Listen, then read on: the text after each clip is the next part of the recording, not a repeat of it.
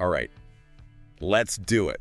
Ready for a total blast from the past? You guys wanted a deep dive into what it was like to be a teenager back in the 70s and 80s. Oh yeah, buckle up. Get ready to time travel. Back to a world of, like, disco balls and boom boxes. Yeah. And maybe a little bit of teenage angst too, right? You know, it's so fascinating to think about just how different the world was back then. I mean, no smartphones. Can you imagine? No social media, no internet as we know it today.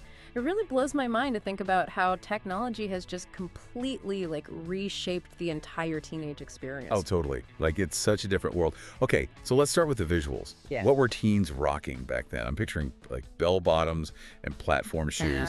But, like, is that just the tip of the iceberg? What else was there? Well, you're definitely on the right track with those. The 70s were all about, like, embracing individuality and self-expression, and that totally came through in the fashion, you know? Yep. Like, bell-bottoms for sure, but also think tie-dye, fringe vests, peasant blouses, the whole thing. Like, it was a real melting pot of styles, you know? Wow. Influenced by the hippie movement and the disco scene that was kind of starting to emerge. It sounds like a fashion explosion. Everything was happening at once. Yeah. And then what happened in the 80s? Like, did things get even wilder? Oh, absolutely. Yeah, if the 70s were about those free-flowing vibes, the 80s were like, crank up the volume, add a dose of boldness. Yeah. You know, think like neon colors, leggings with leg warmers, those oversized sweatshirts, and those like iconic shoulder pads. Oh my gosh, yes. That can make anyone look like they were ready to like conquer the world, you know? Like, take charge. Yeah, those shoulder pads were definitely a statement piece, for sure. Sure. But what was driving those trends? Was it all about just looking cool, or is there something, like, a little deeper going on? Well, you got to remember, this was the MTV era, so music videos and pop icons, you know, like Madonna and Michael Jackson were huge influencers. Totally. And their bold kind of androgynous styles, Right. mixed with that very 80s flair for excess, it really trickled down to everyday teenage fashion. I see, yeah. It was about, like, breaking free from the more conservative styles of previous generations, embracing individuality. Right. And, yeah, maybe even a little bit of rebellion. Why not? No, yeah, for sure. A little rebellion. Yeah. It's interesting how fashion can be such a powerful form of self-expression, isn't it? Yeah. But clothes weren't the only thing defining teen life back then, right? Like, what about those classic hangout spots? Yeah. We've all heard about, like, cruising the mall and hitting the arcades. Right. But what made those places so special? Like, why were they the place to be? It all boils down to that, like, that face-to-face connection that was so central to teenage life back then. I mean, before smartphones and social media, if you wanted to connect with your friends, you had to actually go out and find them. Right. You had to put in the effort. You couldn't just, like, send a text. You had to, like, be there. Yeah, that makes total sense. Yeah. So the mall wasn't just about shopping then. It was like a social hub. Exactly. Yeah, it was the place to, like, check out the latest trends, you know, show off your style, maybe catch the eye of, you know, that special someone. Yeah. And arcades, oh man, they were buzzing. Like, the sounds of Pac-Man, Donkey Kong, that friendly competition, The sheer thrill of trying to beat the high score. It was a social experience you just can't replicate in the digital world. It was so different, right? Yeah. Okay, but arcades weren't the only source of entertainment. Right. What about those iconic movies and TV shows? Like, we're talking Happy Days, Grease, Oh, yeah. The Breakfast Club, like so many more. What made those resonate so strongly with teenagers back then? You know, it's interesting. Those shows and movies often reflected the anxieties and aspirations of the time, you know, Wow. like Happy Days, for example. It offered this kind of nostalgic look back at the 1950s, a simpler time, more innocent, probably, Right. especially compared to the, like, tumultuous 70s. Totally, yeah. And then you have something like The Breakfast Club, which Yeah. just, like, perfectly captured that teenage angst. Yeah. The social hierarchies, the struggles of, like, fitting in. Right. Which, you know, are relatable to teenagers across generations, really. Oh, yeah, for sure. The Breakfast Club really nailed that feeling of being misunderstood.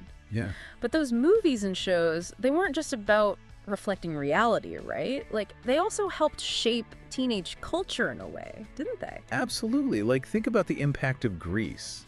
I mean, suddenly everyone wanted to be a T-bird or a pink lady, you know? Those Yeah. leather jackets, the poodle skirts, the catchy tunes. Teens all across the country were, like, singing and dancing along. Oh, I can imagine. And Yeah. Back to the Future, like Yeah. it fueled our imaginations with time travel technology. Yeah. It wasn't just entertainment, it was inspiration. You know what I mean? Totally. It's like it gave you permission to dream a little, right? Yeah. Makes you wonder what movies and shows from, like, today will be considered classics in a few decades, right? Oh, for sure. What will people look back on? Okay, but let's not forget about the soundtrack of those eras. Oh, yeah. Like the music of the 70s and 80s was legendary. Yeah. How did it shape the whole teenage experience? I mean, music was more than just background noise back then. It was like self-expression, a way to connect with others, even a form of rebellion. In the 70s, you had the rise of disco, you know? Right, yeah. Which was all about just like letting loose, celebrating individuality on the dance floor. And then you had punk rock emerging with like the Ramones and the Clash, giving a voice to all that frustration and disillusionment. Yeah, it was such a powerful time for music. Yeah. And like, you couldn't just stream anything you wanted back then, right? Right. So it was more about like curating your own collection. Exactly, like making mixtapes for friends, for, you know, that special someone. It was an art form. And like heading to the record store, browsing through albums, discovering new artists, that was a ritual. Yeah. It was about actively engaging with music, not just, you know, passively consuming it. Right, totally. It really makes you appreciate the effort Yeah. and the passion that went into discovering and sharing music back then. It wasn't just, you know, a click away. Right. Okay. But even with all the fun fashion, the hangouts, the pop culture, it's important to remember that the 70s and 80s weren't all like sunshine and rainbows, right? For sure. What were some of the challenges that teens actually faced? Well, I mean, the world was grappling with some pretty major issues, you know, like the Vietnam War cast this like long shadow over the 70s, left many young people just like disillusioned with the establishment. And then the 80s brought the Cold War, which created this constant undercurrent of fear and anxiety about nuclear war. Oh, wow. And then, of course, the emergence of the HIV/AIDS epidemic, which brought fear, stigma, and a whole new set of challenges. Right. It's a good reminder that every generation faces its own set of like trials and tribulations. Yeah, for sure. It wasn't all just like carefree fun and games back then. But how did those big events shape the overall teenage experience?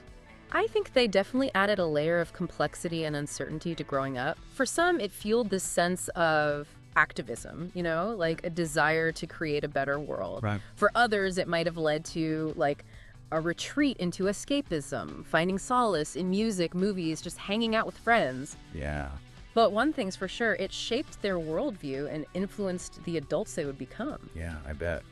It makes you wonder if like experiencing those historical events firsthand made them more resilient or like more aware of the world around them. Possibly. But those weren't the only challenges, right? Like teenagers, it seems like they always face these like unique pressures and expectations no matter what. That's true. I mean, teenagers in the 70s and 80s, they dealt with a lot of the same issues that teens face today. You know, peer pressure, navigating relationships, finding their place in the world. But without the constant connectivity of social media, perhaps those experiences felt, I don't know, different somehow. Yeah, it's fascinating to consider how technology has just like changed the whole landscape of growing up. Yeah. We've covered a lot of ground here, from like fashion and music to social hangouts, historical events. Is there anything else we should like touch on before we wrap up this nostalgic journey? You know, as we've been talking about all this stuff about teen life in the 70s and 80s, I keep thinking about like the underlying values, the attitudes, you know, that shaped that whole generation. It wasn't just the clothes or the music. Like there was a distinct spirit to those times. Oh, interesting. That I think is worth exploring a little bit. Okay, yeah. I'm all ears. What kind of spirit are we talking about? Yeah. Was it all like rebellion? Pushing boundaries? Well, rebellion was definitely a part of it, especially in the 70s, you know? Yeah. This was a generation that came of age during Vietnam War protests and the civil rights movement. Like, they saw firsthand that challenging the status quo, you know, could lead to some meaningful change. So they weren't afraid to, like, question authority or speak their minds. Exactly. Yeah, they were skeptical of, like, traditional values, institutions, and they were like really eager to create a world that reflected their own ideals, you know? Yeah. And this rebellious spirit, it kind of manifested in everything. I see. From music to fashion choices to political activism. Think about like the punk rock scene, for example. Yeah. It was all about rejecting conformity and expressing raw emotion. It's fascinating how those attitudes like still resonate today. Yeah. You still see young people challenging norms, fighting for social justice. Yeah. It seems like that, rebellious streak is just woven into youth culture, you know? It is. It's a part of the DNA, and it's a powerful force for change, for sure. Yeah. But it wasn't all about anger and rebellion, you know? Right. Teens in the 70s and 80s also had this deep sense of idealism. They believed in community and social responsibility, the possibility of creating a more just and equitable world. So they were hopeful despite, the challenges they faced. Yes, I think that's a key takeaway. They saw the world's problems, but they weren't cynical or resigned. They believed they could make a difference, and they were willing to, put in the work. Yeah. And I think that's something we can all learn from, no matter what generation we're from. Totally. It's inspiring to think about. Yeah. Okay, but as we, wrap up our trip back in time, Yeah. I gotta ask, what do you think is the biggest difference between teenagers then and teenagers now? That's a tough one. It's hard to pinpoint just one thing, but I'd say, the most obvious difference is the role of technology, right? Yeah. Back in the 70s and 80s, life just moved at a slower pace. There was no instant communication, no constant information overload. Right. Building relationships, exploring interest, even just being bored, it all unfolded so differently. That makes a lot of sense. Yeah. There was more space for reflection, for genuine connection, for just being present. Yeah. Does that mean teenagers today are missing out on something essential? I don't necessarily think so, no. Every generation has its own, unique challenges and opportunities. Teenagers today are growing up in this hyper-connected world. They've got a whole new set of social and technological complexities to navigate. But I do think it's important to remember the value of those unplugged experiences. Slowing down, disconnecting, really engaging with people. Yeah. Engaging with the world around us. That's a great takeaway for sure. Okay, wow, we've covered so much ground in this deep dive. From bell bottoms and boom boxes to the anxieties of the Cold War. It's been a fascinating journey through time. It has. It really highlights just how much things have changed. Yeah. But also how some things stay the same. Yeah, definitely. Well said. Thanks for taking us on this trip down memory lane. My pleasure. And to our listeners, thanks for joining us on this deep dive. We hope you enjoyed this little blast from the past and maybe even learned a thing or two about what it meant to be a teenager in the 70s and 80s.